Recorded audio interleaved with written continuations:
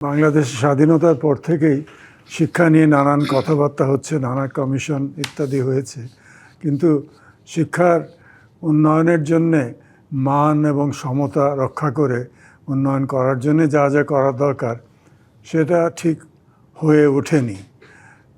কিছুটা সংখ্যাগত বিকাশটা ঘটেছে, কিন্তু মান এবং বৈষম্যহীনতা সেটা নিয়ে অনেক সমস্যা সবসময়ই ছিল, এখনও আছে। তো এখন আবার নতুন সরকার এসছে, তাই আবার নতুন করে এসব সমস্যা এবং সংকটের কথা বলা হচ্ছে।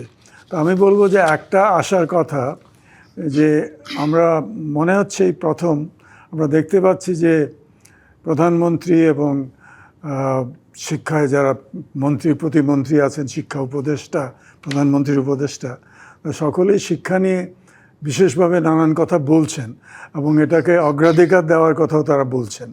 তো সেটা নিশ্চয়ই সেটা দেওয়া প্রয়োজন এবং এই কথাগুলো বলছেন, সেটা আমরা সাধুবাদ জানাই।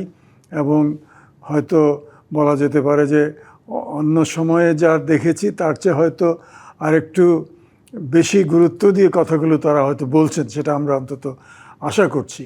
ঈদ আসবে, সাথে ক্যাশব্যাকও আসবে। নিজের বা প্রিয়জনের জন্য কেনাকাটায় এবারও নগদ পেমেন্টে পাচ্ছেন দারুণ ক্যাশব্যাক। তাই যাই কিনুন, পেমেন্ট করুন নগদে।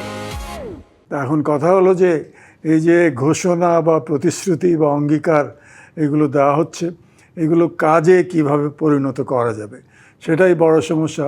শিক্ষা অত্যন্ত ব্যাপক জটিল একটা ক্ষেত্র এবং সবচেয়ে গুরুত্বপূর্ণ, সবচেয়ে নিশ্চয়ই ভবিষ্যতের কথা চিন্তা করলে, ভবিষ্যৎ প্রজন্মের কথা চিন্তা করলে, দেশের উন্নতির কথা চিন্তা করলে সবচেয়ে গুরুত্বপূর্ণ।